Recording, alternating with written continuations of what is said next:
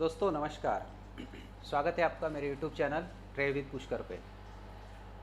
दोस्तों, stock market में कौन नहीं पैसा कमाना चाहता है। स्टॉक मार्केट में तो हर कोई पैसा कमाना चाहता है। जो कोई यहाँ पे एंट्री करता है वो बस पैसा कमाने के लिए ही तो एंट्री करता है। लेकिन क्या है कि पैसा कमाना इतना भी आसान नहीं है। और स्टॉक मार्केट में, खास करके स्टॉक मार्केट जैसे बिजनेस में पैसा कमाना बहुत ही ज़्यादा मुश्किल है। और ये जो मुश्किल है, ये मुश्किल होने के कुछ रीज़न्स है, जो रीज़न्स के बारे में आज हम डिस्कस करने वाले हैं।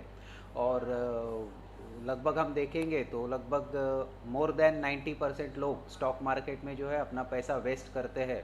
और सिर्फ 10% से भी कम 10% से भी कम लोग जो है वो स्टॉक मार्केट में अपना पैसा कमाते हैं। मतलब स्टॉक मार्केट में अपना पैसा बचा के उसमें कुछ प्रॉफिट भी कमाते हैं। ये सिर्फ 10% से कम लोग हैं। तो ये जो लोग हैं ये हमारे लिए इम्पोर्टेंट है। और अभी हमें जो कोशिश करनी है कि हमें इन 10% लोगों के अंदर घुसना है। अभी इन 10% लोगों के अंदर घुसने के लिए कुछ बातें हैं जिन पे हमें हमेशा ही ध्यान देना पड़ता है। और इन बातों को अगर हम ध्यान नहीं देंगे तो डेफिनेटली हमारी जो गिनती है वो 90% लोगों के बीच में हो जाएगी, जो हम कतई नहीं चाहते हैं। तो दोस्तों, यहाँ पे अभी अगर हम लोग देखेंगे कि स्टॉक मार्केट जो है, ये स्टॉक मार्केट ये एक इमोशनल गेम है। मतलब स्टॉक मार्केट में जितना भी ट्रेडिंग होता है, जितना भी इन्वेस्टिंग होता है, तो लॉन्ग टर्म इन्वेस्टर का तो छोड़िए, लॉन्ग टर्म इन्वेस्टर तो हमेशा ही लंबी लंबी सोच और लंबा नज़रिया रख के ही अपना निवेश करते हैं। लेकिन जो शॉर्ट टर्म इन्वेस्टर या फिर इंट्राडे ट्रेडर्स, तो इनके लिए तो हमेशा ही एक जोखिम भरा हर एक दिन होता है। और इनके लिए बहुत मुश्किल भरा दौर हर एक दिन होता है। मतलब इन्हें तो हर एक दिन अपने मार्केट की चाल पे चलना पड़ता है और इसके हिसाब से ही मार्केट का रन देख के ही आगे बढ़ना पड़ता है। तो दोस्तों, ये जो छोटे छोटे इन्वेस्टर्स जो शॉर्ट टर्म में इन्वेस्टिंग करते हैं या फिर इंट्राडे में ट्रेडिंग करते हैं, तो इनके लिए ये जो इमोशनल गेम है, ये इमोशनल गेम समझना बहुत ज़्यादा इम्पॉर्टेंट है। क्योंकि इस इमोशनल गेम को समझेंगे तो ही कुछ पैसा बना पाएंगे। अदरवाइज यहाँ पे पैसा बनाना बहुत ही मुश्किल है। तो दोस्तों, ये जो पैसा बनाने वाला गेम है, ये गेम कैसे करना है, कैसे खेलना है, यही तो मैं आज आपको सिखाने वाला हूँ। तो ये जो गेम आपको खेलना है, इस गेम जो है, ये जो इमोशनल गेम है, ये इमोशनल गेम चलता है खास दो बातों पे। और दो बातें हैं, वो है एक डर और दूसरा है लालच। तो दोस्तों, जो भी स्टॉक मार्केट के ऑप्शन सेलर्स हो गए, तो ऑप्शन सेलर्स जो है, ये ऑप्शन सेलर्स हमेशा ही डर और लालच, ये दोनों इमोशंस को अपनी सपोर्ट या अपना बेस बना के ही अपना काम करते हैं। क्योंकि उन्हें पता है कि डर और लालच, ये दो इमोशंस ऐसे हैं जो एक कमज़ोर ट्रेडर को या कमज़ोर इन्वेस्टर को, जो शॉर्ट टर्म में इन्वेस्टमेंट कर रहा है, तो इसके लिए एक बहुत ही कारगर साबित होती है ये दो चीज़ें, डर और लालच। तो दोस्तों, ये जो डर और लालच वाला गेम है, ये डर और लालच वाला गेम आज हम समझेंगे कि किस तरीके से होता है। मतलब डर डर जब भी मार्केट में फैलता है, डर जब भी मार्केट में पूरी तरह से हावी हो जाता है, उस टाइम पे हमने हमेशा ही देखा है कि मार्केट का फॉल जो होता है वो एक सर्टन लेवल से होके फिर एक बहुत लंबी लेवल तक नीचे तक चला जाता है। और फिर जो लालच वाला माहौल है, ये लालच वाला माहौल तो इन्वेस्टर या ट्रेडर्स को जो है वो एकदम बर्बाद कर देता है। तो दोस्तों, ये जो डर और लालच वाली बात है, ये डर और लालच वाली बात को मैं अभी आपको समझाऊंगा कि डर और लालच क्या होता है, डर और लालच किस तरीके से हम पे हावी होता है, किन कारणों से हम पे हावी होता है, और उन चीज़ों से बचने के लिए हम क्या कर सकते हैं, ताकि हमारा जो ट्रेड है, हमारा जो इंट्राडे ट्रेड हो या शॉर्ट टर्म इन्वेस्टिंग हो, ये हमारा अच्छे तरीके से और लंबी तौर पे चल सके। तो दोस्तों, ये जो शॉर्ट टर्म इन्वेस्टर या ट्रेडर के लिए ये जो खेल है, तो ये डर और लालच का खेल अभी अगर हमें समझना है, तो ये हमें समझने के लिए कुछ बातें अभी वन बाय वन हमें जान लेनी है। तो सबसे पहले हम लोग दोस्तों देखेंगे कि डर क्या है और डर किन चीज़ों की वजह से एक इन्वेस्टर या ट्रेडर के सिर पे हावी होता है। तो ये जो डर है, ये तो डर का जो भी रीज़न्स है, ये डर के रीज़न्स बहुत कुछ अलग अलग रीज़न्स यहाँ पे आ सकते हैं। और ये डर के रीज़न्स जो है, ये डर के रीज़न्स अभी हम लोग देखेंगे। अगर एक डर का रीज़न अगर हम लोग देखेंगे, तो डर के रीज़न पे देखने के वक्त हमें अभी सबसे पहली बात अगर आती है, तो सबसे पहली बात हमें ए रूपाले, मी आत्ता एक प्रिंटआउट काढली होती, जरा ती प्रिंटआउट दे का.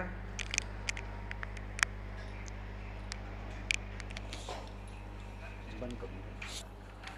तो ये जो डर का जो सिनेरियो पैदा होता है, मतलब एक इन्वेस्टर, शॉर्ट टर्म इन्वेस्टर या फिर कोई भी ट्रेडर, इंट्राडे ट्रेडर, इनके बीच में ये जो डर का जो सिनेरियो तैयार होता है, इसका एक सबसे पहला रीज़न, अब डर के बारे में मैं जो है 7 मेन रीज़न मैं आपके साथ में डिस्कस करने वाला हूँ, जो डर के लिए तैयार होने वाले, जो डर पैदा करते हैं एक इंट्राडे ट्रेडर के दिल में, जिसकी वजह से जो है अगर वो डर उस इंट्राडे ट्रेडर के सिर पे हावी हो जाता है या शॉर्ट टर्म ट्रेडर के सिर पे हावी हो जाता है, तो उस डर की वजह से वो एक बहुत बड़ा नुकसान सह सकता है। तो ये जो डर है, इन डर की बातों को अभी मैं आपको 1 बाय 1 बताने वाला हूं। तो सबसे पहला बात है दोस्तों, क्या होता है कि हम लोग कभी भी इंट्राडे ट्रेडिंग चालू करते हैं या जब कभी हम लोग शॉर्ट टर्म इन्वेस्टमेंट की बात हम लोग अभी करेंगे, लेकिन इंट्राडे ट्रेडिंग जब भी हमें चालू करना होता है तो हम क्या करते हैं कि एक दिन पहले हमारा पूरा स्टडी कर लेते हैं, पूरा एनालिसिस कर लेते हैं कि किस तरीके से हमें काम करना है, किस तरीके से हमें ट्रेड लेना है, या हम जिस स्टॉक में काम करने वाले हैं, जिस स्टॉक में हम ट्रेडिंग करने वाले हैं, उस स्टॉक में कहाँ पे उस स्टॉक का सपोर्ट है, कहाँ पे उस स्टॉक का रेजिस्टेंस है, कहाँ पे हमें बाय करना है, कहाँ पे हमें सेल करना है। या फिर हम लोग ये भी एनालिसिस करते हैं कि ग्लोबल मार्केट्स का क्या सिनेरियो है, ग्लोबल मार्केट्स में किस तरीके से कामकाज चल रहा है, एसजीएक्स निफ्टी कैसे काम कर रहा है, यूएस मार्केट में क्या किस तरीके से मूवमेंट है। तो ये सारा हम लोग एनालिसिस करते हैं, हमारे लोकल मार्केट्स के बारे में भी एनालिसिस करते हैं, हमारे बाकी जो पॉलिटिकल रीजंस है या बाकी जैसे अभी ये कोरोना वाला सिचुएशन है, तो ये सारे रीजंस को हम लोग पूरी तरीके से एनालाइज कर लेते हैं, मतलब हम लोग पूरी तरीके से उसको घोल के पी लेते हैं एक दिन पहले। और जब भी नेक्स्ट डे हम लोग ट्रेडिंग के लिए एक्चुअल पोजीशन में, एक्चुअल एग्जीक्यूशन के लिए हम लोग सुबह 9:15 बजे ट्रेडिंग के लिए हम लोग अपनी सिस्टम के सामने बैठते हैं, उस वक्त क्या होता है कि जो कुछ हमने सोचा है अगर उसके थोड़ा सा भी विपरीत होने लगता है या उसके अपोजिट डायरेक्शन में कुछ अलग से होने लगता है, कुछ घटने लगता है, तो क्या हो जाता है कि ये डर जब हमारे ऊपर में हावी होता है तो सबसे पहले वो अटैक करता है हमारे खुद के एनालिसिस पे और हमारे खुद पे कॉन्फिडेंस पे। तो मतलब डर का एक सेकंड नाम अगर हम लोग देंगे तो डर का सेकंड नाम है कॉन्फिडेंस, लैक ऑफ कॉन्फिडेंस या कॉन्फिडेंस की कमी। तो हमें हमारे खुद के एनालिसिस पे, हमें हमारे खुद के स्टडी पे जब भरोसा टूटने लगता है, तब समझ लेना चाहिए कि हमारे ऊपर में डर हावी होने लगा है। तो यहाँ पे ये जो डर है ये हमें हमारे एनालिसिस को हमारे ऊपर से, हमारे माइंड से बाहर कर देता है, और जो मार्केट में जो एक्चुअल में अभी चल रहा है उस चीज़ को हमारे ऊपर में थोपने लगता है, और हम हमारा एनालिसिस भूल जाते हैं, हम हमारे सपोर्ट्स भूल जाते हैं, हम हमारा स्टडी भूल जाते हैं, हम हमारी हर एक चीज़ को भूल जाते हैं इस वक्त जब हम ट्रेडिंग चालू करते हैं। मतलब कि जितना भी हम लोग करते हैं वो सारा हम लोग वॉश आउट कर देते हैं अपने माइंड में से, और फिर वो डर हमारे ऊपर हावी हो जाता है। तो ऐसी सिचुएशन में हमें क्या करना चाहिए, अभी एक एक पॉइंट जो मैं आपके साथ डिस्कस करने वाला हूँ, उस एक एक पॉइंट को हम देखेंगे और उसके ऊपर हमें किस तरीके से सॉल्यूशन करना है, और वहाँ पे हम लोग क्या, हमारी एक्टिविटी होनी चाहिए, हमारा क्या एक्शन होनी चाहिए, वो भी हम देखेंगे। तो दोस्तों यहाँ पे जब भी ये हमारा एनालिसिस या हमारा सपोर्ट लेवल या जो कुछ भी हमने स्टडी किया है, जब हम ये भूल जाएंगे, जब हमें पता एक हमारे सिर में एक स्ट्राइक होने लगेगा कि ये जो डर है ये हमारे ऊपर हावी हो रहा है, और हम अपना खुद का स्टडी, हम अपना खुद का हार्डवर्क भूलने लगे हैं, उस वक्त हमें सबसे पहले ध्यान देना चाहिए कि हमने क्या स्टडी किया था। तो आप सबसे पहले देखिए, जब भी आप स्टॉक मार्केट में ट्रेड करेंगे तो स्टॉक मार्केट में ट्रेडिंग करने के टाइम पे आपको हमेशा ही अपने कूल माइंड से ही स्टडी काम करना चाहिए, तब कभी भी हमारे माइंड में कोई भी एक कन्फ्यूजन वाला माहौल नहीं होना चाहिए, बल्कि हम पूरी तरीके से कॉन्सेंट्रेट होने चाहिए। जैसे कि हम लोग 12th का या 10th का जब भी एग्ज़ाम देते हैं तो एग्जामिनेशन हॉल में जब भी हम लोग होते हैं, एग्जामिनेशन हॉल में जब होने के बाद में हम क्या करते हैं कि हमारा पूरा कॉन्सेंट्रेशन जो है वो हमारा पेपर राइटिंग में हम लोग लगा देते हैं। तब उस वक्त हम ये सोचते हैं कि हमें कोई और चीज़ हमारे दिमाग में आनी ही नहीं चाहिए, और हम सोचते भी नहीं, बिकॉज हमारा टारगेट होता है उस पेपर राइटिंग में हमें ज़्यादा से ज़्यादा मार्क्स मिलना। तो यहाँ पे जब भी हम ऐसा देखें कि हमारा जो है हमारा एनालिसिस या हमारा स्टडी हम भूलने लगे हैं, तो उस वक्त हमें क्या करना चाहिए कि हमें हमारे एनालिसिस पे और हमारे स्टडीज़ पे कंसंट्रेट करना चाहिए, और उसे हमें हमेशा रिमाइंड करते रहना चाहिए कि हाँ, ये मैंने स्टडी किया था, ये एनालिसिस किया, मार्केट का अभी का करंट मूव जो भी है उसे मुझे कुछ टाइम के लिए भूलना है, जब तक कि मेरा वो सपोर्ट, जब तक कि मेरा जो भी अगर स्टॉक लिया हुआ है, स्टॉक बाय किया हुआ है या ऑप्शन बाय किया हुआ है, तो जब तक कि मेरा वो सपोर्ट जब तक टच नहीं करता है मार्केट, तब तक मुझे कुछ अलग सोचना नहीं है कि कुछ मेरी अपोजिट डायरेक्शन में कुछ मार्केट में एक्टिविटी चल रही है। इस तरीके से हम लोग, ये पहला जो रीज़न है कि हमारा एनालिसिस पे हमें कॉन्फिडेंस नहीं रहता है, तो सबसे पहला हमारा ड्यूटी है कि हम हमारे एनालिसिस पे, हम हमारे स्टडी पे हमें कंसंट्रेट करना चाहिए और हमें हमारी स्टडी पे ध्यान देना चाहिए। तो दोस्तों, दूसरा जो रीज़न है हमारा, जो मार्केट का फियर वाला, ये जो दूसरा रीज़न है, ये जो दूसरा रीज़न है दोस्तों कि हम जब भी मार्केट में एक डर का माहौल तैयार हो जाता है, या अचानक से निफ्टी हो या बैंक निफ्टी हो, अचानक से जब डाउन साइड मूवमेंट, अगर हमने बनाया है पॉजिटिव वाला कोई हमने मूव बनाया हुआ है, और अगर उस वक्त अचानक से डाउनवर्ड मूवमेंट चालू हो गया, तो क्या होता है कि हमने अगर पोजीशन पॉजिटिव वाला बनाया है, तो हमारा जो स्टॉक लिया हुआ है या हमारा जो ऑप्शन बाय किया हुआ है, अगर कॉल ऑप्शन बाय किया है और मार्केट अगर फॉल करना चालू हो गया, तो फिर हमारे दिल में भी डर बैठ जाता है कि अब हमारा क्या होगा। तो इस वक्त जो डर बैठने का दूसरा एक रीज़न हो सकता है कि हमने जब भी किसी स्टॉक में या किसी ऑप्शन में अगर हमने कोई पोजीशन बनाई है, तो वो पोजीशन जो बनाई हो सकती है कि हमने हड़बड़ाहट में कोई पोजीशन बनाई हो, मतलब हमने बिना सोचे समझे ही कोई पोजीशन बना ली हो, जिसके बारे में हमने कोई स्टडी ना किया हो, हमने उसके बारे में अगर सोचा ही ना हो, और बस मार्केट में चल रहा है, मतलब अगर फॉर एग्जांपल किसी ने बोल दिया कि अरे रिलायंस भाग रहा है, रिलायंस भाग रहा है, तो बस हमने रिलायंस बाय कर लिया।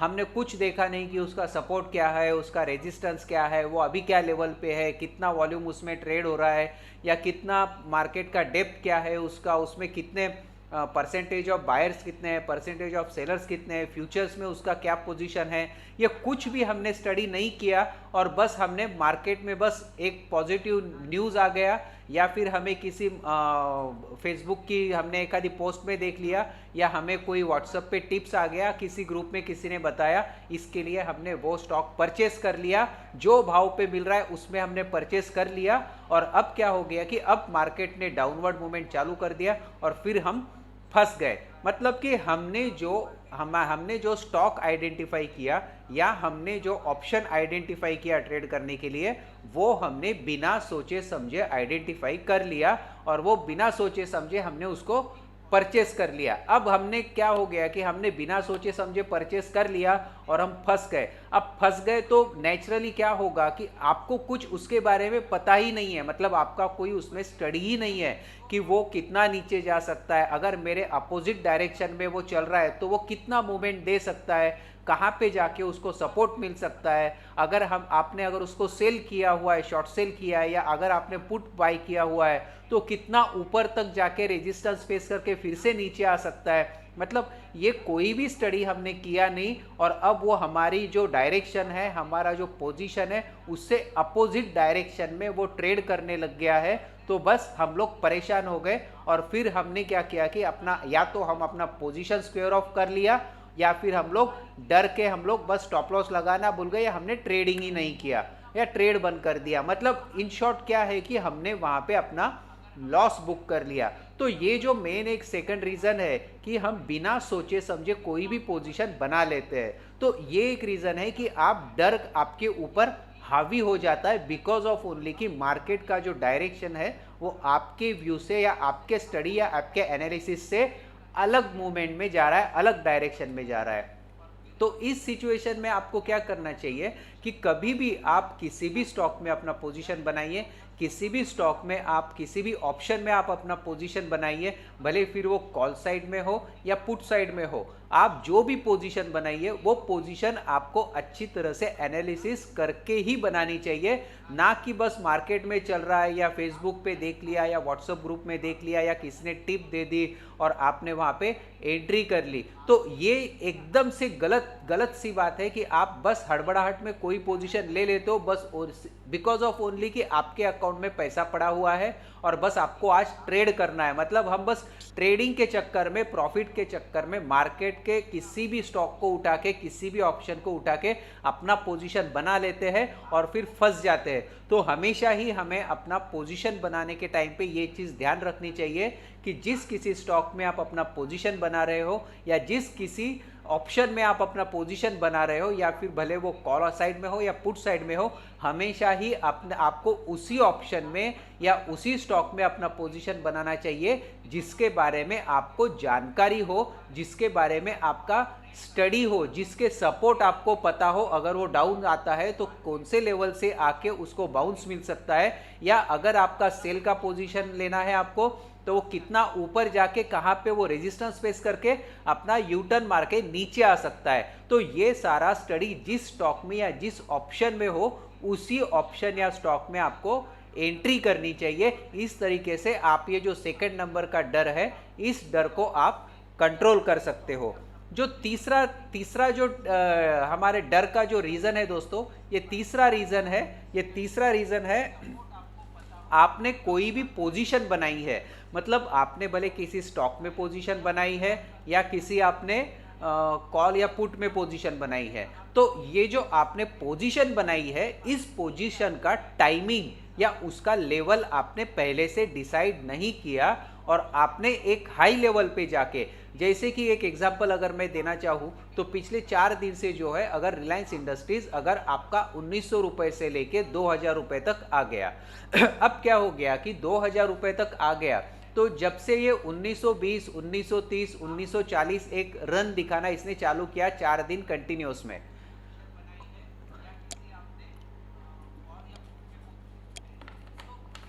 तो ये जो कंसिस्टेंटली ऊपर जा रहा है ये देख के आपने क्या किया कि बस आपने देख लिया कि पिछले 3 दिन से रिलायंस इंडस्ट्री का शेयर, मैं ना किसी शेयर को यहाँ पे रिकमेंड कर रहा हूँ ना किसी शेयर को सेल करने की बात कर रहा हूँ, मैं सिर्फ ये एग्जाम्पल के तौर पे बिकॉज ऑफ ओनली कि रिलायंस इंडस्ट्री एक वेल नोन मार्केट शेयर है, शेयर स्टॉक है, इक्विटी है, इसीलिए मैं इसको नाम ले रहा हूँ, बाकी इसके पीछे मेरा कोई रीज़न नहीं है। तो दोस्तों अभी क्या हुआ कि 4 दिन से जो है रिलायंस इंडस्ट्री अगर समझ लीजिए 1900 था, 1900 से 1910 हो गया, 1920 हो गया, 1930, 40, 50 हो गया अब क्या हुआ 3 दिन के बाद में आपको ऐसा लगा कि 1970, 1980 पे ये आ गया, मतलब इसका अब अप ट्रेंड चालू हो गया। और आपने क्या किया कि अब जब भी देखो मार्केट में जब कोई आपको रिकमेंडेशन देता है या जब कोई आपको टिप देता है तो ये टिप उनकी तभी आती है जब किसी एक खास इंडिकेटर लेवल से ये ऊपर जाए या ब्रेकआउट दे या ब्रेकडाउन दे, तब जाके आपको टिप आती है।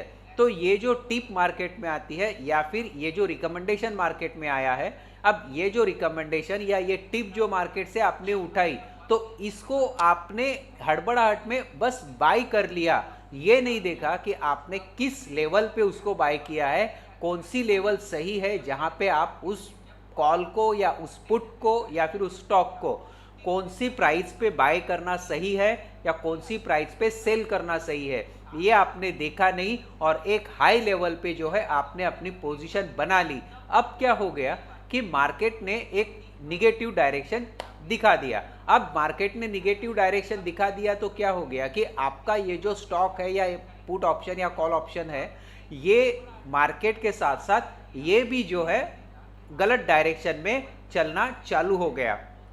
अब हालांकि जिन्होंने 1900 रुपए से अपनी पोजीशन बनाई थी, नेचुरली अगर वो 1980, 1990 तक आ गया तो उनके लिए एक अच्छा खासा प्रॉफिट बन गया और उन्होंने वहां से एग्जिट करना चालू कर दिया और उन्होंने अपना प्रॉफिट बनाना चालू कर दिया। और आपका क्या हो गया कि आपने उस हाई लेवल पे पोजीशन ली जहां पे लोगों ने एग्जिट करना चालू किया और आप फंस गए। अब फंस गए तो क्या होता है कि अब आपको लगने लगा कि मेरा जो है अब मेरा नुकसान होने लग गया, और फिर या तो आप अपनी पोजीशन से एग्जिट हो जाते हो लॉस बुक करके, या फिर अपना स्टॉप लॉस नीचे तक लेके आते हो। आपको ऐसा लगने लगता है कि अब इतना नीचे आ गया तो यहां से बाउंस हो जाएगा, फिर आप नीचे लेके आते हो, लगता है कि इससे नीचे आ गया तो यहां से बाउंस हो गया।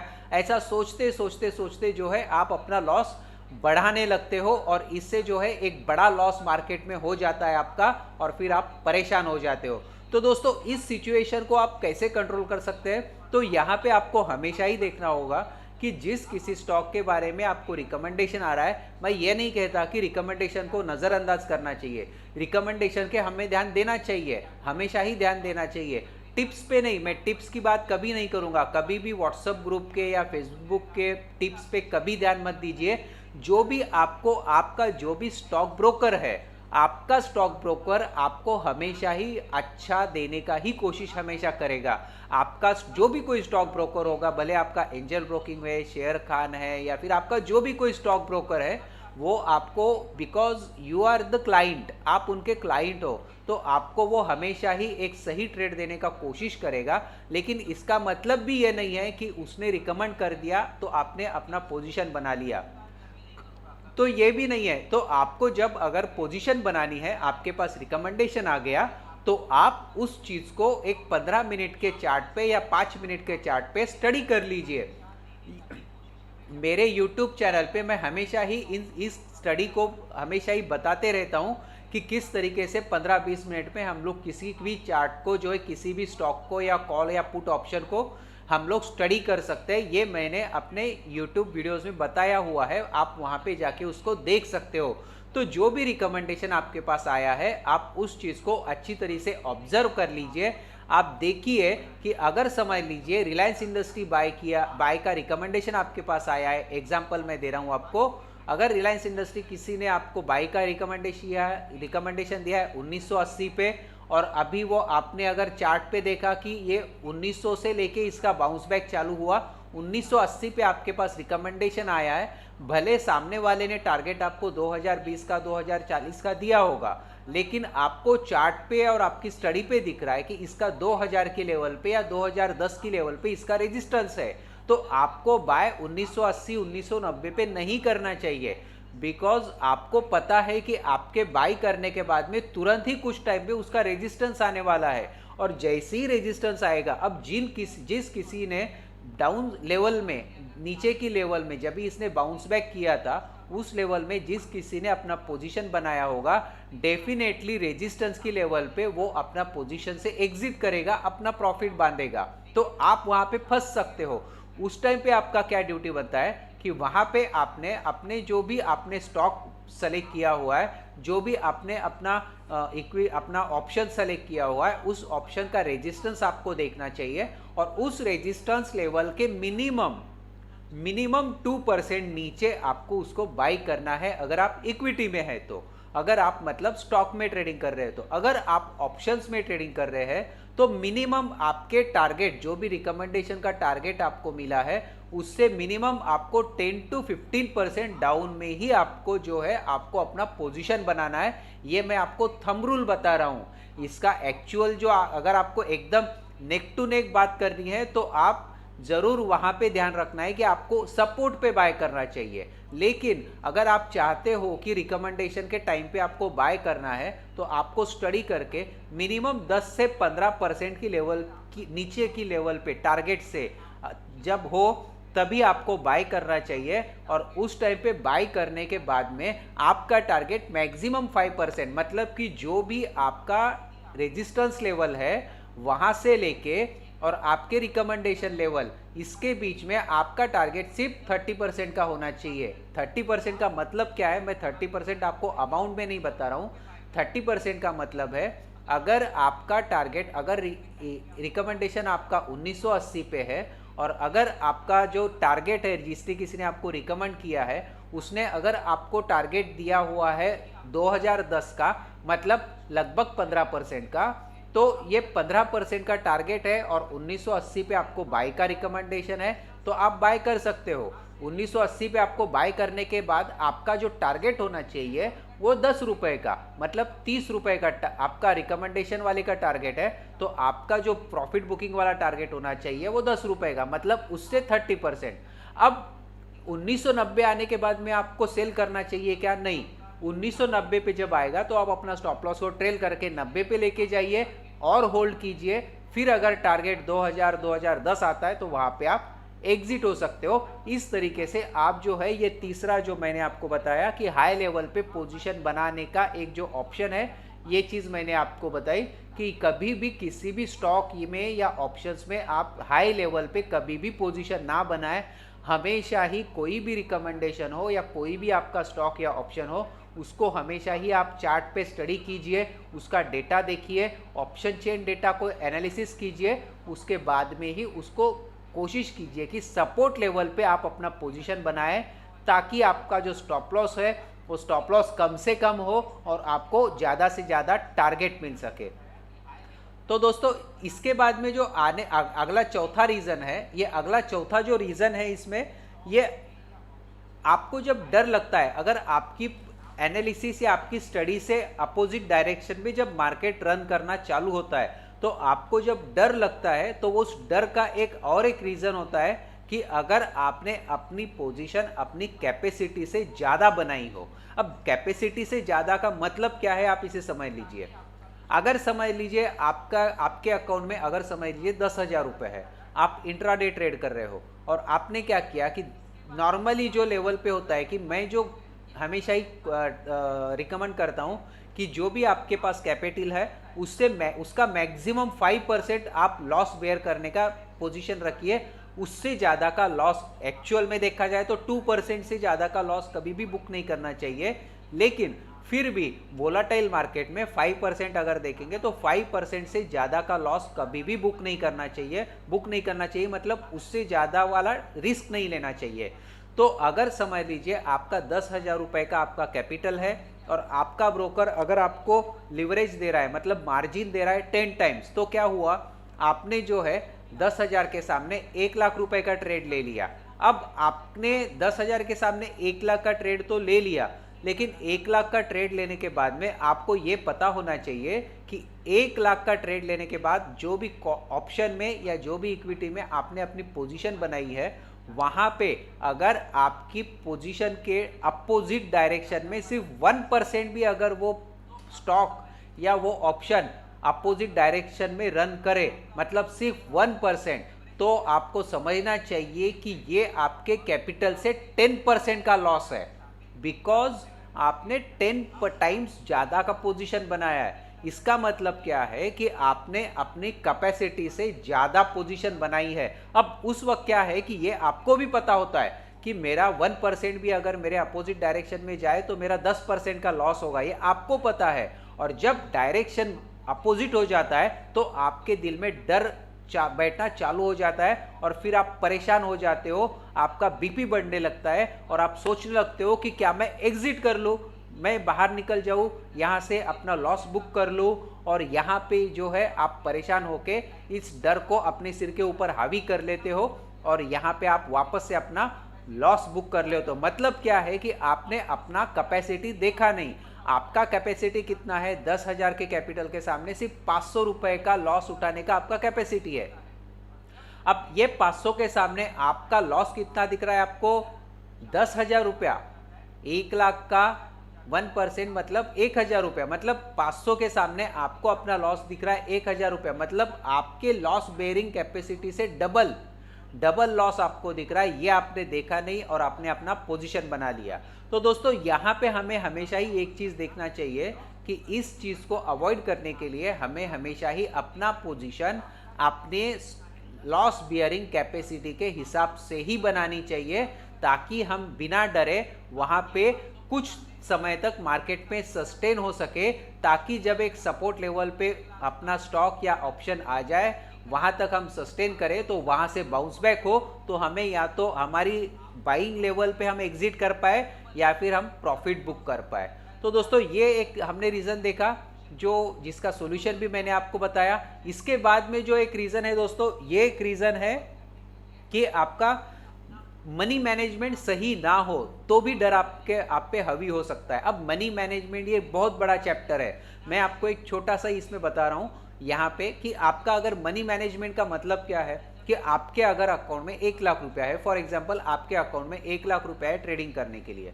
अब 1 लाख रुपए ट्रेडिंग के लिए होने के बाद में आपने बस एक ट्रेड ले लिया पूरे 1 लाख का, आपको लगा कि मार्केट अब मेरे डायरेक्शन में चल रहा है और मैं क्या करूंगा कि पूरे 1 लाख के 1 लाख का मैं ट्रेड ले लेता हूं। मतलब आपने क्या किया कि पूरे 100% जो आपका कैपिटल या इन्वेस्टमेंट है उसको लगा दिया एक ही ट्रेड पे और आप परेशान हो गए। उस वक्त आपने कोई मनी मैनेजमेंट किया नहीं कि आपने 1 लाख के सामने अगर आपका 5% लॉस बियरिंग का कैपेसिटी है, मतलब 5,000 रुपये आप मैक्सिमम लॉस बियर कर सकते हो। और उसी वक्त देखिए कभी ऐसा होता नहीं है कि हमने कोई ट्रेड ले लिया और हमारे सोचे समझे पोजीशन में ही मार्केट रन हो, ऐसा कभी भी होता नहीं है। ये बहुत रेयर होता है, कोइंसिडेंटली होता है कि हम जो सोचे उसी हिसाब से मार्केट चले, बहुत कोइंसिडेंटली होता है। ज़्यादातर टाइम में क्या होता है कि हम जो सोचते हैं उससे कुछ टाइम के लिए अपोजिट डायरेक्शन में मार्केट जाता है और उसके बाद में जो है वो अपनी डायरेक्शन में चलना चालू हो जाता है। उसका भी रीज़न ये होता है कि हमने उसको स्टडी किया है, एनालिसिस किया है, इस वजह से। अब क्या है कि आपने जब भी अपना 1 लाख रुपए का एक ट्रेड ले लिया और वहाँ से जो है मार्केट ने अपना अपोजिट डायरेक्शन बताना चालू कर दिया। अब अपोजिट डायरेक्शन में जैसे ही आना चालू हो गया, आपका कैपेसिटी है 5,000 रुपए का टोटल लॉस बियर करने का। अब क्या हो गया कि आपने तो एक ही ट्रेड लिया है 1 लाख रुपए का और ये 5,000 में से जैसे जैसे आपकी अपोजिट डायरेक्शन में मार्केट ने रन करना चालू किया तो आपका लॉस होना चालू हो जाता है 1,000, 1,500, 2,000, 2,500, 3,000। और जैसे जैसे आपके कैपेसिटी के, भले आप कितना भी ना बोलिए, लेकिन ये 5,000 वाला अगर आपका लॉस बेयरिंग कैपेसिटी, ये आपके दिल को पता है, आपके दिमाग को पता है। आप भले ही मुंह से ना बोले लेकिन ये आपके दिल और दिमाग दोनों को ये चीज़ पता है। और जैसे जैसे ये आपको स्क्रीन पे या मोबाइल पे दिखने लगता है कि ये मेरा लॉस होने लगा है, तो ये डर आपके सिर पे, आपके दिमाग पे हावी होने लगता है और वहाँ से आप सोचते हो कि क्या मैं एग्जिट कर लूँ, अपना लॉस बुक कर लूँ और यहाँ से बाहर निकलूँ। और ये एक रीज़न है बहुत बड़ा कि आपका मनी मैनेजमेंट सही नहीं है और आप गलत ट्रेड लेके, गलत अमाउंट पे ट्रेड लेके आप फंस चुके हो। अब इस चीज़ को हम कैसे कंट्रोल करें? तो यहाँ पे दोस्तों ये जो एक मनी मैनेजमेंट वाला बात है, इसको मैं बताता हूँ कि आप जब भी ट्रेड लीजिए, आपका जो भी कैपिटल है, जो भी इन्वेस्टमेंट है, उसका सिर्फ 30% पे ट्रेड लीजिए। मतलब अगर आपके अकाउंट में 1 लाख रुपया है तो आप सिर्फ 30,000 रुपये का ट्रेड लीजिए। अब उससे फर्क क्या पड़ेगा मैं आपको बताता हूँ। आपको 1 लाख के ऊपर आपको आपका रिस्क बेयरिंग कैपेसिटी कितना है? 5,000 रुपया। अब ये 1 लाख से अगर कोई ऑप्शन या कोई स्टॉक 5% नीचे जाता है तो क्या होता है कि 5% नीचे गया तो आपका 5,000 रुपया वॉश आउट हो गया। मतलब आपके पास में टाइम के कितना परसेंटेज का आपके पास में कैपेसिटी है? सिर्फ 5% का। अब यही आप जब 30,000 का पोजीशन लेते हो, जब आप 30,000 का पोजीशन लेते हो तो 30,000 की पोजीशन लेने के बाद में आपको पता है कि आपका लॉस बेयरिंग कैपेसिटी 5,000 है। मतलब 30,000 पे 5,000 का अगर हम लोग कैपेसिटी देखें तो लगभग आपका कैपेसिटी कितना हो गया? 5 या 30, मतलब लगभग 15%। मतलब 10 से 15% जो आप 5% की लेवल पे डरने वाले थे, वो आप 15% की लेवल तक आप उसको संभाल सकते हो अपनी पोजीशन को, ताकि आपकी पोजीशन बनी रहे। और हो सकता है कि कहीं तो भी 10% पे आपके या 11% पे आके, क्योंकि वहाँ से आपको एक सपोर्ट मिले और वहाँ से जो है आपका जो भी पोजीशन या आपका स्टॉक या आपका ऑप्शन है वो आपकी डायरेक्शन में मूवमेंट करना चालू करे और फिर या तो वो आपकी लेवल पे जाके आपको सेटिस्फाई करे या फिर आपको प्रॉफिट देके सेटिस्फाई करे। तो यहाँ पे दोस्तों ये मनी मैनेजमेंट का ये रूल हमेशा ही ध्यान रखना चाहिए कि कभी भी आपके 100% अमाउंट का, कैपिटल का कभी भी ट्रेड आपको लेना नहीं चाहिए। हमेशा ही आपको जो ट्रेड लेना है वो अपनी कैपिटल के सिर्फ 30% पे ट्रेड लीजिए और उसी पे आप हमेशा ही कायम रहिए। तो दोस्तों इसके बाद में जो अगला वाला जो एक रीज़न है जो डर बना देता है हमारे दिल में जब भी मार्केट हमारे डायरेक्शन के अपोजिट डायरेक्शन में मूवमेंट करता है, तो उसका अगला रीज़न है दोस्तों कि हमने अगर कोई ट्रेड लिया है और वहाँ पे हमने स्टॉप लॉस ही लगाया नहीं। मतलब स्टॉप लॉस का इंपॉर्टेंस बहुत ज़्यादा है। ये स्टॉप लॉस लगाने से आपका लाखों रुपया बच सकता है। कभी भी आप ट्रेड ले तो मैं तो हमेशा ही रिकमेंड, इवन मैं खुद भी जब भी कभी ट्रेड लेता हूँ तो मैं हमेशा ही स्टॉप लॉस लगा के ही ट्रेड लेता हूँ। तो दोस्तों मैं आपको हमेशा ही ये चीज़ रिकमेंड करूँगा। तो दोस्तों आप डरते कब हो कि अगर मार्केट आपकी अपोजिट डायरेक्शन में चले, भले आपने पॉजिटिव साइड का पोजीशन बनाया है और अगर मार्केट निगेटिव चले, डाउन चले, तो आप परेशान हो जाओगे। और अगर आपने शॉर्ट साइड का पोजीशन बनाया और मार्केट अगर अप साइड में जाए तो भी आप परेशान हो सकते हो। और उस परेशानी में ज़्यादा परेशान आपको कब होगी, परेशानी कब होगी, अगर आपने स्टॉप लॉस नहीं लगाया। तो आपने अपना स्टॉप लॉस नहीं लगाया और इस वजह से डर, देखिए कभी कभी क्या होता है कि हम हमेशा ही अपनी स्क्रीन पे होते हैं, ऐसा नहीं है। हमेशा ही हम अपने मोबाइल के सामने खड़े रहेंगे, बैठे रहेंगे, ऐसा नहीं है। बहुत कम ट्रेडर्स है जो फुल टाइम ट्रेडिंग करते हैं, मतलब सुबह 9:15 से 3:30 बजे तक मार्केट को ऑब्जर्व करते हैं, न्यूज़ देखते हैं या फिर स्क्रीन को देखते हैं, अपने पोर्टफोलियो को देखते हैं, पोजीशन को देखते हैं, ऑब्जर्वेशन करते हैं। ऐसे बहुत कम ट्रेडर्स है। तो इन ट्रेडर का ठीक है, लेकिन हम हमेशा सामने रहेंगे ऐसा नहीं है। तो इसकी वजह से क्या होता है कि अगर समझ लीजिए फॉर एग्जांपल आपने अगर निफ्टी अगर चल रहा है 14,950 पे, वहाँ पे आपने क्या किया कि पूरा एनालिसिस किया, स्टडी किया, अच्छी लेवल पे, अच्छे सपोर्ट लेवल पे कोई स्टॉक या फिर कोई ऑप्शन आपने बाय कर लिया।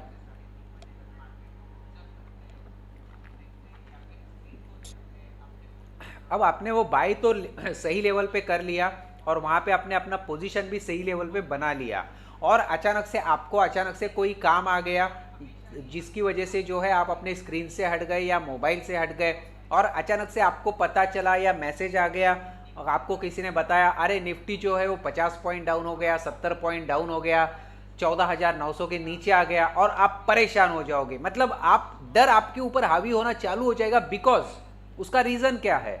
उसका रीज़न ये है कि आपने अपना स्टॉप लॉस नहीं लगाया।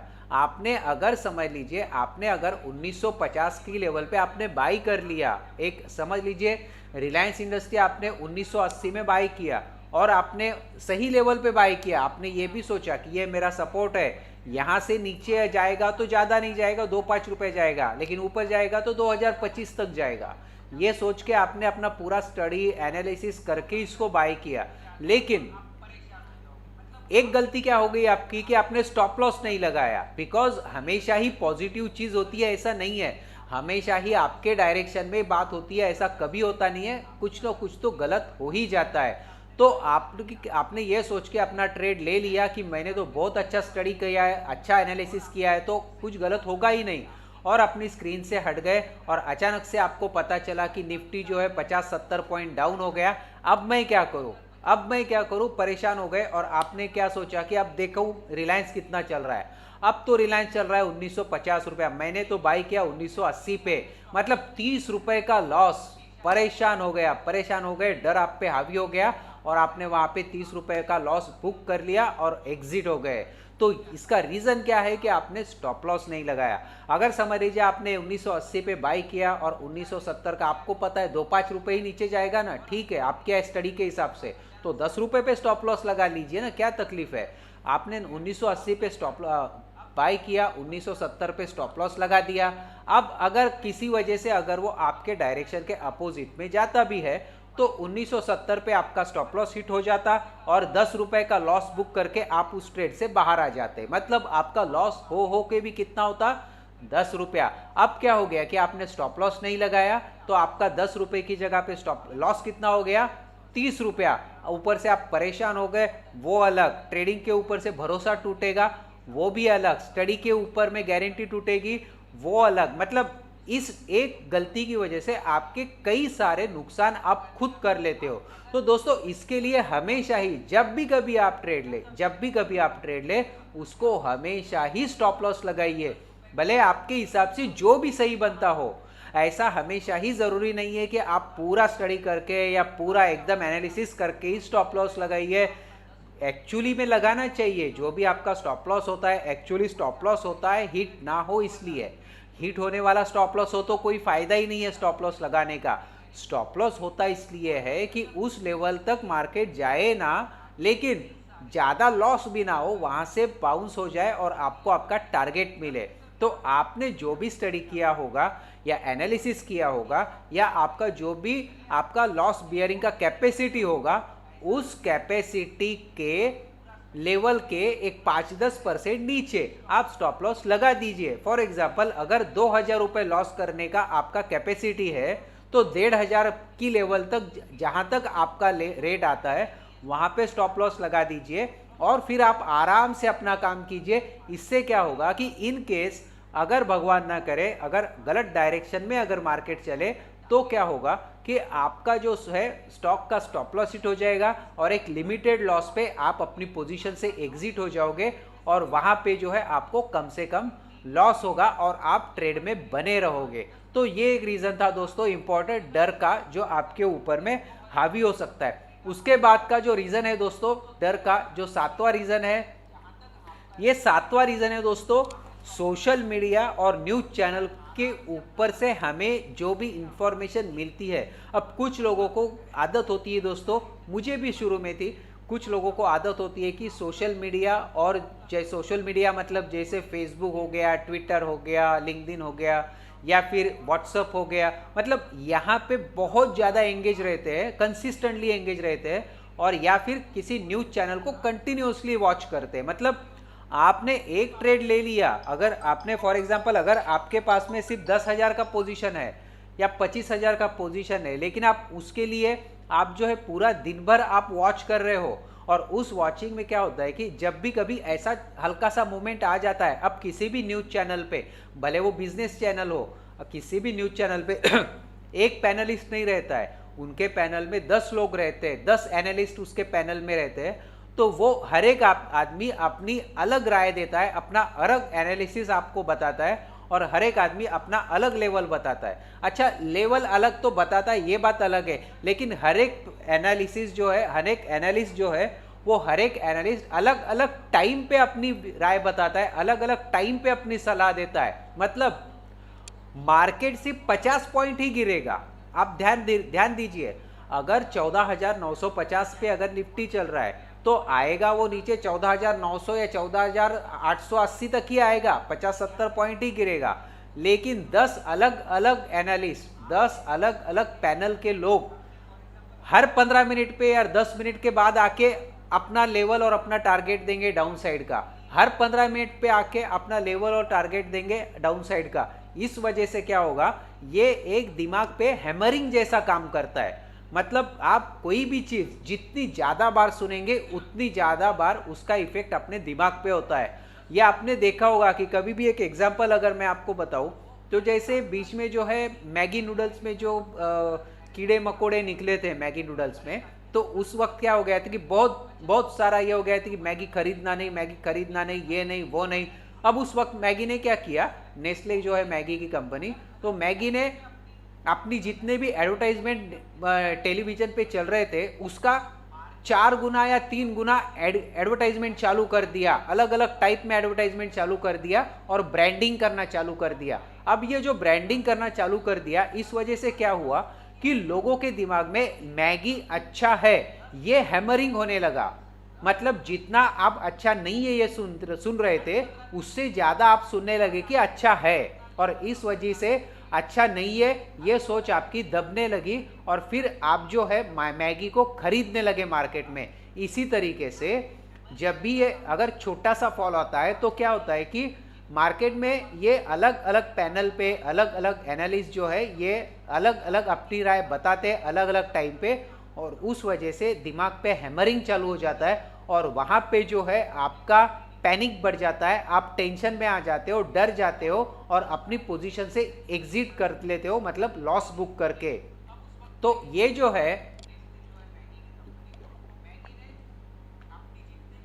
तो यहाँ पे जो है आपने लॉस बुक कर लिया और एग्जिट हो गए और परेशान हो गए। अब देखिए इस चीज़ को हम कैसे कंट्रोल कर सकते हैं? तो दोस्तों मैं आपको रिकमेंड करूंगा कि अगर आप फुल टाइम ट्रेडर भी है तो न्यूज़ चैनल को वॉच करने का एक स्पेसिफिक टाइम रखिए। मतलब अगर आपको सुबह 9:15 बजे मार्केट स्टार्ट होने वाला है तो सुबह 8 से 8:30 बजे तक या 8:45 बजे तक आप देखिए न्यूज़ को, ताकि आपको ग्लोबल मार्केट का सिनेरियो पता चले, हमारे लोकल न्यूज़ पता चले, या हमारे आसपास में जो भी पॉलिटिकल इश्यूज चल रहे हैं या कंपनीज के बारे में कुछ खास बातें हैं जो मिडनाइट में आ गई हो, थ्रू आउट द नाइट आ गई हो, जो हमें पता नहीं है वो पता चले। इन सब के लिए आप आधा पौना घंटा सुबह मतलब 8 से 8:30 8:45 बजे तक आप न्यूज़ चैनल को वॉच कीजिए, उसको नोट डाउन करके रखिए। उसके बाद में आप न्यूज़ चैनल को बंद कर दीजिए और फिर आप वॉच कब करेंगे? दोपहर में 1 से 1:30 बजे के बीच में, जब भी मार्केट बंद होने के लिए 2 घंटा बाकी रहेगा। तो ये 1 से 1.5 घंटे के बीच में आप फिर से न्यूज़ चैनल को देखिए, ताकि आपको अगले दिन के ट्रेड के लिए इसका फायदा हो सके।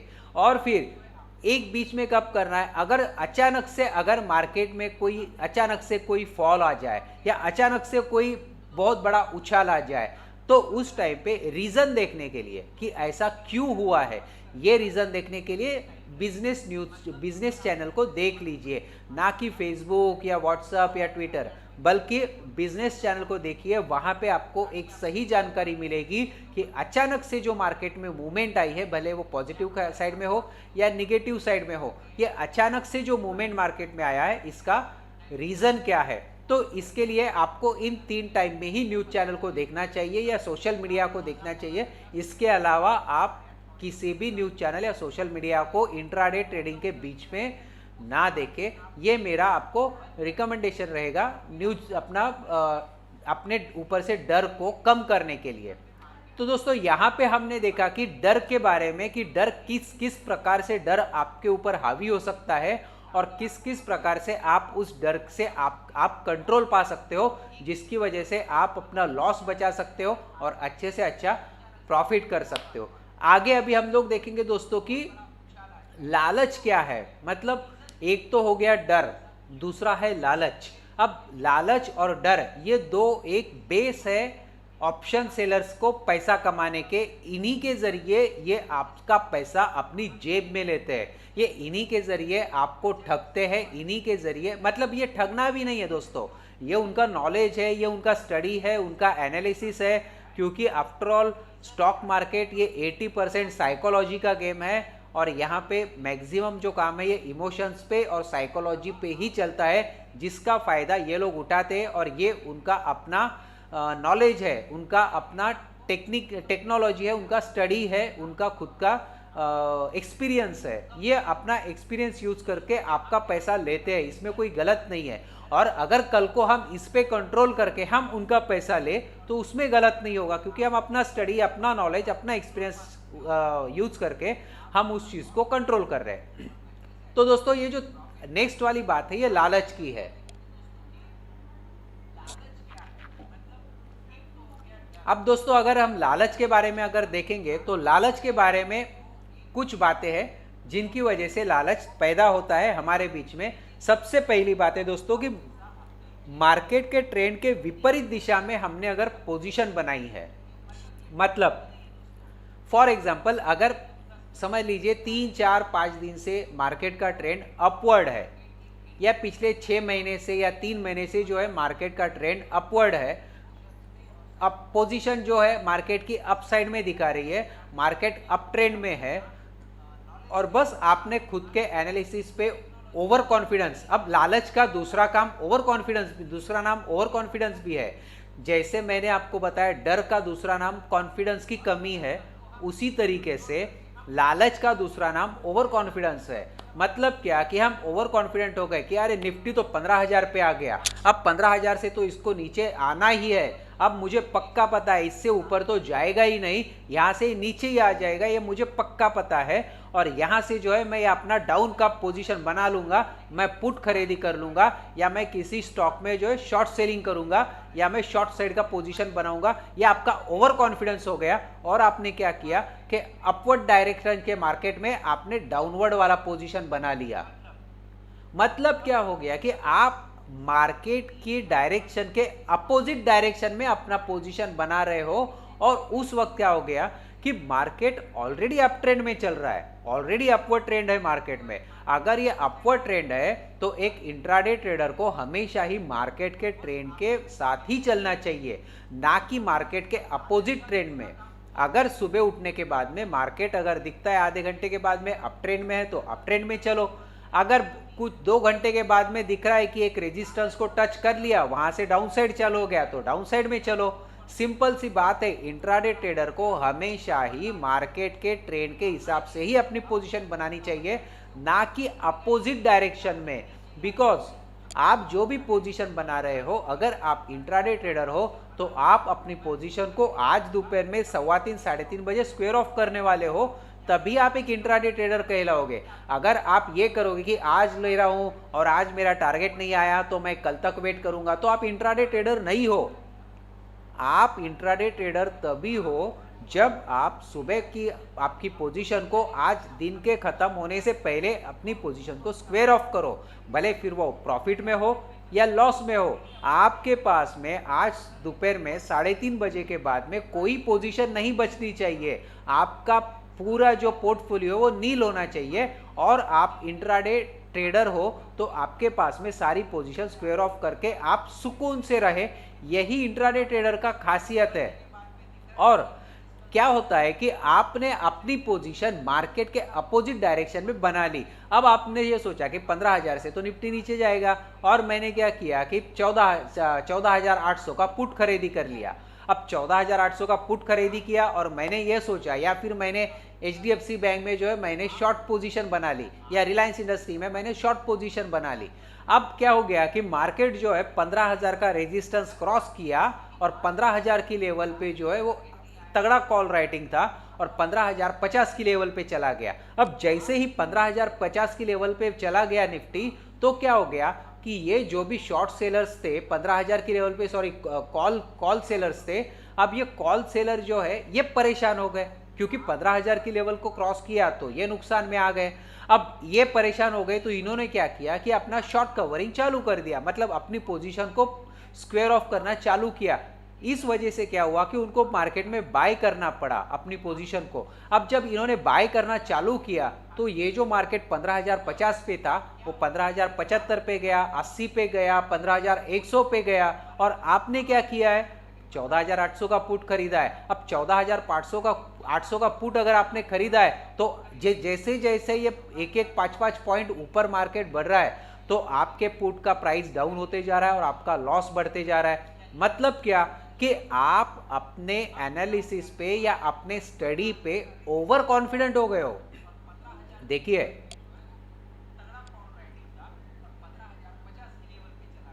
कॉन्फिडेंट होना और ओवर कॉन्फिडेंट होना, ये दोनों में बहुत डिफरेंस है। कॉन्फिडेंट होना अच्छी बात है, ये आपको कंट्रोल करना सिखाएगी, लेकिन ओवर कॉन्फिडेंट होना बहुत ही गलत बात है, ये आपको हमेशा ही गड्ढे में डालेगी। इसलिए आपको कभी भी ओवर कॉन्फिडेंट नहीं होना है। और एक लेवल के आपको अगर लगता है ना कि 15,000 लेवल के नीचे आने के बाद 15,000 लेवल से रेजिस्टेंस है और वहां से नीचे अगर मार्केट नीचे ही आएगा तो आपको वहां पे आपकी क्या व्यू होना चाहिए, आपका एक्शन क्या होना चाहिए, ये मैं आपको बताता हूं।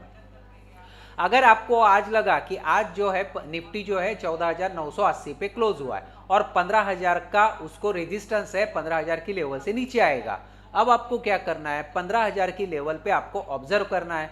15,000 की लेवल पे सिर्फ ऑब्जर्व नहीं करना है, 15,025 तक आपको ऑब्जर्व करना है। 15,025, 15,030 अगर इस लेवल पे मार्केट ने सस्टेन कर लिया कुछ टाइम के लिए, 15 मिनट आधा घंटा सस्टेन कर लिया, इसका मतलब है कि इस लेवल पे कॉल राइटर्स जो है वो परेशान होने वाले हैं, और ये जो परेशान होंगे ये अपनी पोजीशंस को स्क्वायर ऑफ करेंगे और ये 15,025-30 का लेवल ऊपर जाने वाला है। मतलब ये जो रेजिस्टेंस आपने सोचा था, आपने सही सोचा, आपका स्टडी या आपका एनालिसिस गलत नहीं था, लेकिन ऐसा भी नहीं है मार्केट में कि उस रेजिस्टेंस को कभी मार्केट क्रॉस ही नहीं करेगा या उस सपोर्ट को कभी ब्रेक ही नहीं करेगा, ऐसा कभी नहीं होता है। अगर आपने सोचा कि 14,800 पे बहुत तगड़ा सपोर्ट है और मैं जो है 15,000 का कॉल बाय कर लूंगा क्योंकि मार्केट 14,800 से तो बाउंस होने ही वाला है, और मार्केट ने अचानक 14,800 के नीचे 14,600 गया, तो क्या करोगे? इसके लिए बोलता हूं कि 14,000 मतलब ब्रेक तोड़ना भी पॉसिबल है, रेजिस्टेंस क्रॉस करके ऊपर जाना भी पॉसिबल है। लेकिन आपको इस सिचुएशन में क्या करना है कि आपका जब कभी एनालिसिस है, जी एनालिसिस की लेवल को आपको ऊपर या नीचे कुछ टाइम के लिए ऑब्जर्व करना है। वो ऑब्जर्व करने के बाद में आप देखिए कि चार्ट किस तरीके से बन रहा है, फ्यूचर में प्राइजेस किस तरीके से बन रहे हैं, प्राइस एक्शन कैसे चल रहा है, चार्ट में क्या दिख रहा है, ऑप्शन चेन एनालिसिस क्या बोल रहा है। देखिए ये बहुत टेक्निकल बातें हैं, हर एक को नहीं आती है, लेकिन अगर आप एक इंट्राडे ट्रेडर हो तो आपको ये सब जानना पड़ेगा कि अगर आपको रेजिस्टेंस अगर फेस करना है या सपोर्ट देखना है तो आपको उस लेवल पे आपको देखना है कि आपका चार्ट किस तरीके से मूवमेंट कर रहा है, कहीं कंसोलिडेशन तो नहीं चल रहा है, कंसोलिडेशन के लेवल के बाद में ब्रेकआउट या ब्रेकडाउन तो नहीं आ रहा है, उस वक्त ऑप्शन चेन डेटा क्या बन रहा है, किस लेवल के ऊपर में तगड़ा रेजिस्टेंस तैयार हो रहा है या किस लेवल के नीचे तगड़ा सपोर्ट तैयार हो रहा है, इन सब को ऑब्जर्व करोगे। ये भी 15-20 मिनट का काम है, ये भी कोई बहुत इसमें टाइम नहीं लगता है। अगर आप अच्छी तरीके से एक्सपर्ट बन जाओगे तो ये 10-15-20 मिनट का काम है, इससे ज़्यादा टाइम इसमें नहीं लगता है। तो उसके बाद में जब भी आपने ऑब्जर्व किया उसके बाद आप अपना पोजीशन बनाइए और मार्केट के डायरेक्शन के साथ ही पोजीशन बनाइए, ना कि मार्केट के अपोजिट में। कभी भी मार्केट को फाइट करने का कोशिश एक इंट्राडे ट्रेडर को कभी नहीं करनी चाहिए, क्योंकि मार्केट हमेशा ही किसी से भी बड़ा होता है, फिर कितना भी बड़ा आदमी क्यों ना हो, मार्केट का मूवमेंट 100% कोई भी पकड़ नहीं सकता है, कोई भी नहीं पकड़ सकता है, not even in the world कोई भी नहीं पकड़ सकता है मार्केट का मूवमेंट। इसके लिए एक इंट्राडे ट्रेडर को हमेशा ही मार्केट के डायरेक्शन के साथ ही चलना चाहिए। इसके बाद में जो दूसरा एक रीज़न है दोस्तों, जो हमारे लालच का है, ये लालच का एक दूसरा रीज़न है नेक्स्ट, वो है कि टारगेट आने के बाद भी हम मुनाफा ज़्यादा कमाने की कोशिश करते हैं।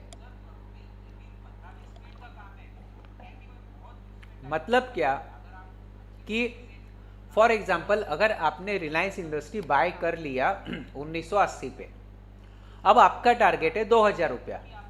अब क्या हुआ कि आपने 1980 पे बाय भी कर लिया और उसके बाद में जो है आपने 1970 पे स्टॉप लॉस भी लगा लिया। अब रिलायंस जो है 1975 तक गया वहां से उसने बाउंस बैक कर लिया और वहां से जो है वो 2000 के लेवल तक पहुंच गया। अब आपको क्या हो गया, अब आपको ओवर कॉन्फिडेंस आ गया, अरे मैं जो सोच रहा था 1975 का लेवल से नीचे नहीं जाएगा, इसीलिए मैंने 1970 का स्टॉप लॉस लगाया। देखिए मेरा स्टॉप लॉस भी सही लगाया मैंने। अब 1975 से इसने बाउंस बैक किया, अब यहाँ से जो 2000 का लेवल भी टच किया, मतलब मेरा टारगेट भी टच कर लिया। अब जरूरी है यहाँ से भी ऊपर जाएगा, फिर आप क्या करते हो, 1970 वाला स्टॉप लॉस को आप वहीं पे रखते हो और 2000 के ऊपर जाने का वेट कर लेते हो। मतलब 2000 के ऊपर जो है आप वेट करते हो कि चलो 2000 के ऊपर 2010 जाएगा तब मैं अपनी पोजीशन से एग्जिट कर लूंगा। अब क्या होता है कि रिलायंस जो है 2005 तक चला गया, 2005 तक चला गया और फिर अचानक से देखिए मार्केट में मूवमेंट आने के लिए लिटरली 10 सेकेंड भी काफी है। 10 सेकेंड क्या, मैं तो बोलता हूं 1 सेकेंड भी काफी है मार्केट में एक बड़ा मूवमेंट आने के लिए। अचानक से क्या हो गया कि 2005 की लेवल से रिलायंस अचानक से डाउन होना चालू हो गया और सीधा आ गया 1990 पे। अब क्या हो गया कि आपने सोचा अरे बाप रे, अभी तो ये 2000 से 2005 गया था, 2005 से 1990 पे आ गया। अब क्या हो गया कि मैंने जो है 2000 की लेवल एग्जिट हो जाता तो मेरा टारगेट मिल जाता। अब 10 रुपया तो कम हो गया, एक काम करता हूँ, हो सकता है 1980 पे आए वहां से वापस जाए और मेरा 2000 तो कम से कम मिले, ये सोच के आप वापस से वेट कर लेते हो 2000 की लेवल। अब देखिए इसके पहले आपने सबसे पहले वेट किया 2000 का, उसके बाद में आपने वेट किया 2000 की 10 की लेवल का। अब जब मार्केट अलग डायरेक्शन में जा रहा है, अब आपका एनालिसिस गलत हो गया, आप ओवर कॉन्फिडेंट हो गए, तो क्या हो गया 1990 की लेवल पे आ गया। फिर आप सोचोगे कि यार मेरा कम से कम 2000 की लेवल तक का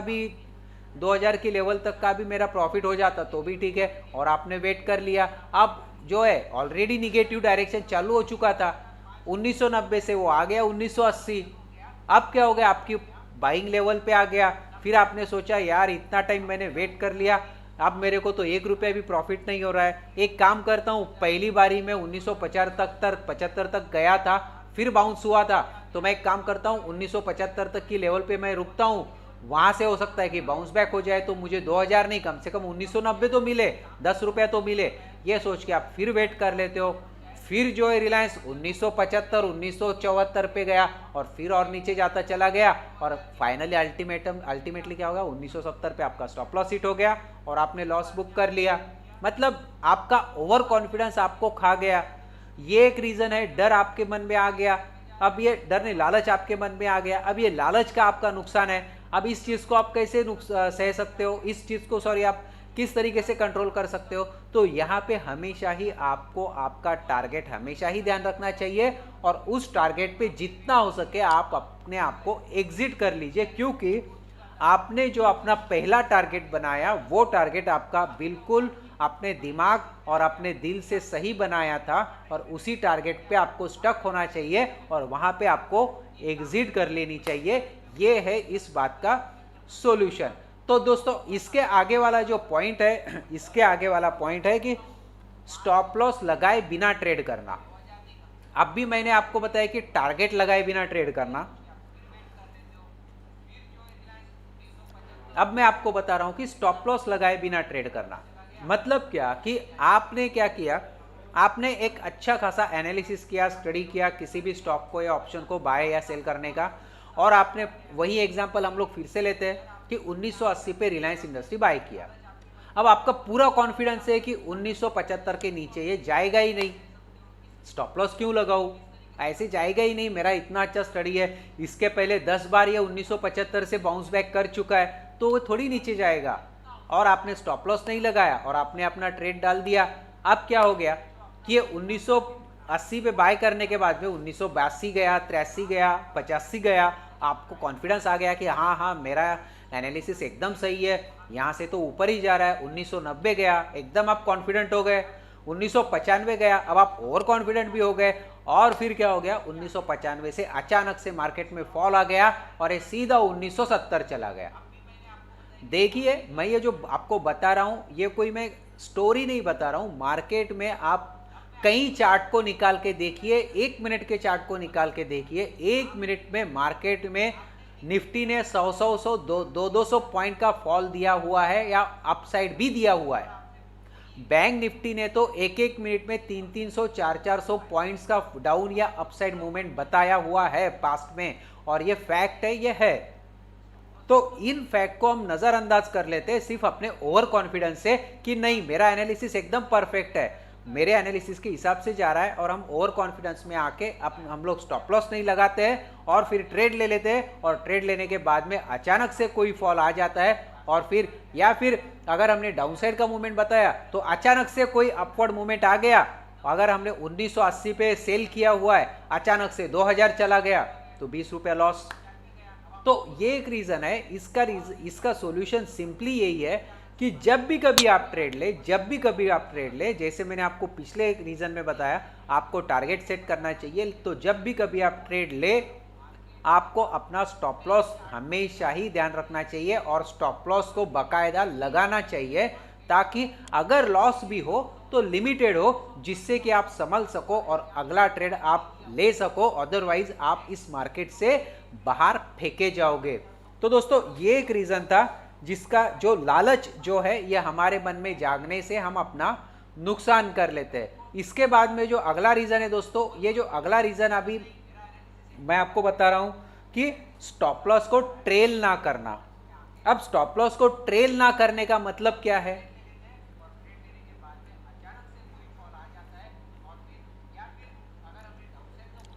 स्टॉप लॉस को ट्रेल ना करने का मतलब मैं आपको बताता हूं कि जैसे फॉर एग्जांपल रिलायंस इंडस्ट्रीज हमने 1980 पे बाय कर लिया। अब 1980 पे बाय करने के बाद में हमने क्या किया कि 1970 पे बाकायदा स्टॉप लॉस लगा दिया। क्या हुआ, 1975 तक रिलायंस इंडस्ट्री गया, वहां से बाउंस बैक हो गया, 1985 तक गया, मतलब हमारी लेवल से 5 रुपए प्लस में चला गया। अब हमने फिर भी वेट किया, 1990 पे चला गया, फिर भी हमने वेट किया, 1995 पे चला गया, फिर भी हमने वेट किया, फिर हमने क्या किया कि ठीक है, अब हमारे डायरेक्शन के लेवल में जा रहा है, तो हमने वेट करना चालू कर दिया। और जो हमारा 1970 की लेवल पे हमने जो स्टॉप लॉस लगाया था, उस स्टॉप लॉस को हमने ट्रेल नहीं किया। स्टॉप लॉस ट्रेल करना मतलब क्या, हमारा स्टॉप लॉस जहां पे है उस लेवल से ऊपर लाना, ना कि नीचे। स्टॉप लॉस को कभी भी नीचे की साइड में ना लेके जाए। अगर स्टॉप लॉस आपकी लेवल पे हिट हो जाता है तो होने दीजिए, उस टाइम पे आप समझ लीजिए कि आपका जो डायरेक्शन है वो गलत है। आप वहां पे आप अपने स्टॉप लॉस को हिट हमेशा ही होने दीजिए। अगर ऊपर की साइड में आपकी पोजीशन के साइड में, भले ऊपर हो या नीचे हो, आपके डायरेक्शन की साइड में अगर मूवमेंट हो रहा है, अगर 1970 पे आपने स्टॉप लॉस लगाया, 1980 पे आपने बाई किया, 1990 पे आपका रिलायंस इंडस्ट्रीज गया, आपका क्या एक्शन होना चाहिए कि आप 1970 का स्टॉप लॉस आपको उठा के 1980 पे लाना चाहिए। अब इससे क्या होगा कि इन केस अगर ये 1990 पे जाने के बाद में अचानक से अगर नीचे आ जाए तो आपका प्रॉफिट वाला ट्रेड लॉस में ना जाए। मतलब 1980 पे लेने के बाद में 1990 तक गया, मतलब 10 रुपए आपका प्रॉफिट है, लेकिन आपका टारगेट 2000 रुपए का है, तो जरूर आपको टारगेट के लिए वेट करना चाहिए, क्योंकि आपको एनालिसिस पे कॉन्फिडेंस होना चाहिए, ओवर कॉन्फिडेंस नहीं। तो अब वेट भी करना है तो आपको स्टॉप लॉस ट्रेल करके वेट करना है, ना कि नेकेड वेट करना है। नेकेड मतलब बिना कुछ किए वेट नहीं करना है। आपको साथ में एक्शन भी रखना है कि 1990 पे गया तो आप 1970 का स्टॉप लॉस उठाइए, 1980 पे लेके आइए। 1995 पे गया तो 1980 वाला स्टॉप लॉस उठाइए, 1985 पे लेके आइए।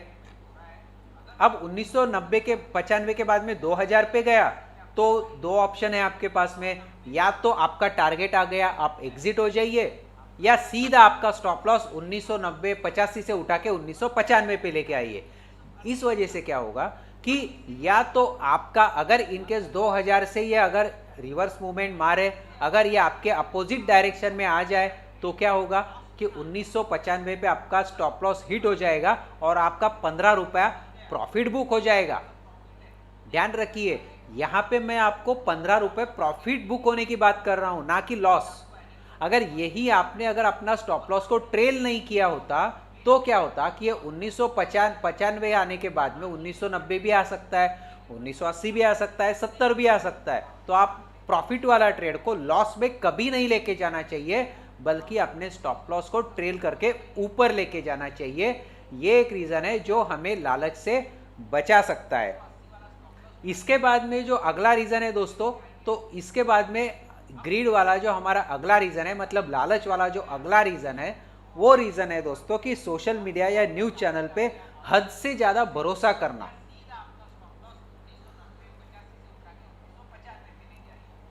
अब जैसे पिछले इसमें मैंने आपको बताया था, फियर वाले सेक्शन में जो मैंने आपको बताया था कि न्यूज चैनल पे जो बार बार बताते हैं उससे हमारा पैनिक बढ़ जाता है।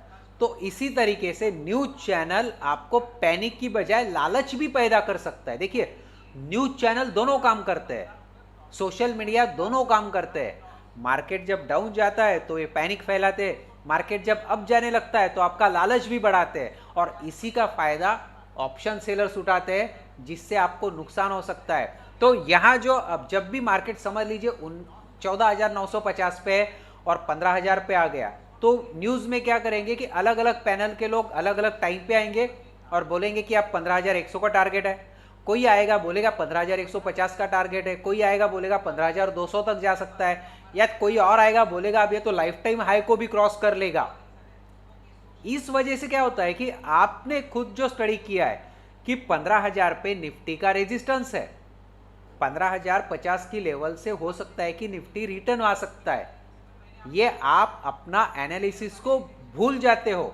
आप उनकी बातों में आके लालच आपका बढ़ने लगता है। आपको क्या लगता है, अरे अगर इसका निफ्टी का टारगेट अगर 15,200 आ सकता है तो मैं 15,050 पे अपना स्टॉप लॉस क्यों रखूं, मैं वेट करता हूं। और आप अपना स्टडी, अपना एनालिसिस भूल जाते हो और इनके दिखाए हुए लालच में, इनकी झांसे में आ जाते हो। मैं ये नहीं कहता कि हमेशा ही वो गलत बोलते हैं, लेकिन उनकी बातों को किस लेवल तक हमें एक्सेप्ट करना चाहिए वो हमारे हाथ में है। अगर कोई पॉजिटिव बात बता रहा है और हमारा भी वही डायरेक्शन है तो हमें कॉन्फिडेंस आना चाहिए कि हमारा लेवल सही है, हमने एंट्री सही जगह पे की है और अब हमें हमारे स्टॉप लॉस को जो है वो स्ट्रिक्ट रखना है एटलीस्ट हमारी बाइंग लेवल तक।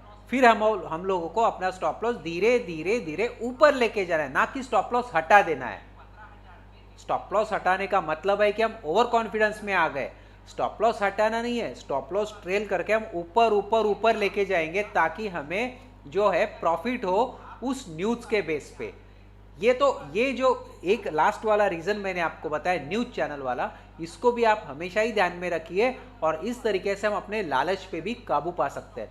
तो दोस्तों इस वीडियो में जो है मैंने आपको बताया कि डर और लालच ये जो दो चीजें हैं, ये दो चीजों को हम किस तरीके से कंट्रोल कर सके। तो दोस्तों यहाँ पे ये जो मैंने आपको अभी बताया है, ये यहाँ पे जो मेरे स्लाइड में आ रहा है, यहाँ पे दूसरी स्लाइड में भी डर आ रहा है, लेकिन यहाँ पे आप लालच पढ़िए। ये जो रेड वाला स्लाइड है यहाँ पे लालच वाला स्लाइड है, यहाँ पे आप लालच पढ़िए। ये मेरा टाइपिंग मिस्टेक है, इसको आप लालच पढ़िए तो आपका कन्फ्यूजन नहीं होगा। और तो यहाँ पे मैंने आपको दोनों चीज़ें बताई कि जो मार्केट के सबसे बड़े दुश्मन है ऑप्शन बायर या एक छोटे ट्रेडर के डर और लालच, इनको किस तरीके से हम कंट्रोल करके या तो हम मार्केट में बने रह सकते हैं या हमारा प्रॉफिट हम लोग कंटिन्यू कर सकते हैं। तो दोस्तों अगर आपको वीडियो अच्छा लगा हो तो इस वीडियो को लाइक कीजिए, अपने दोस्तों के साथ में इसे शेयर कीजिए और बने रहिए मेरे चैनल पे। अगर आपने अभी तक मेरे चैनल को सब्सक्राइब नहीं किया होगा तो इसे सब्सक्राइब कर लीजिए और लाइक कीजिए, यही मुझे मोटिवेट करेगा आपके साथ में नए नए वीडियोस बनाने के लिए और यहीं से मुझे प्रेरणा मिलेगी आपको और कुछ सिखाने की। तो दोस्तों थैंक यू वेरी मच। आगे मिलेंगे फिर से हम नए लाइव सेशन में या नए वीडियो में, तब तक के लिए take care and good bye.